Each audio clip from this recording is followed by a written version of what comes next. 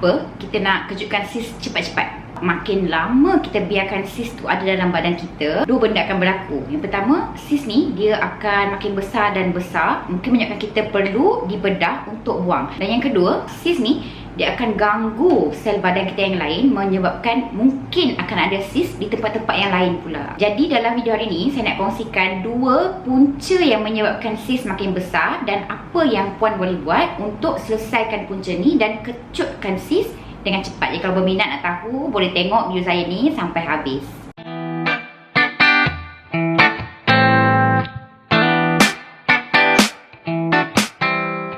Sis ni kita kena faham, dia berlaku disebabkan masalah hormon yang tak stabil dalam badan. Perempuan kan kita lalui proses fasa mengandung, melahirkan, kalau kita ada ambil ubat-ubatan, semua ni akan mengganggu hormon-hormon dalam badan kita. So bila badan kita dalam keadaan hormon yang tak stabil, sis ni dia senang nak membesar. Kalau kita nak kecutkan, kita kena selesaikan masalah hormon ni.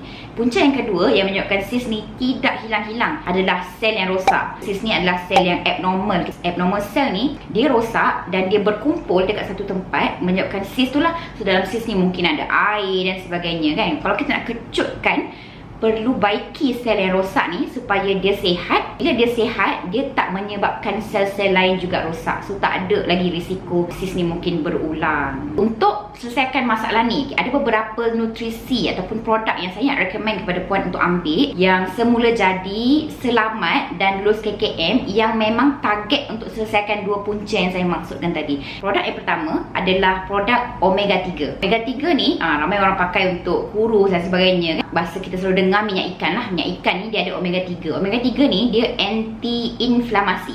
Anti-inflamasi ni bahasa layman dia maksudnya dia anti bengkak. Sis kan bengkak kan dekat dalam badan kita tu.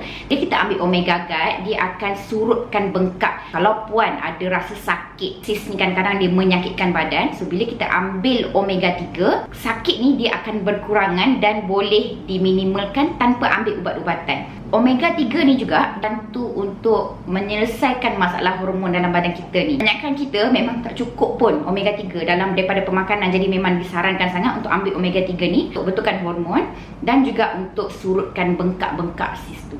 Yang kedua, kita kena ada zat yang membaiki sel rosak sis tu. Zat yang puan perlu ambil adalah zat-zat yang tinggi antioksidan yang bagus. Antioksidan dia ada banyak jenis.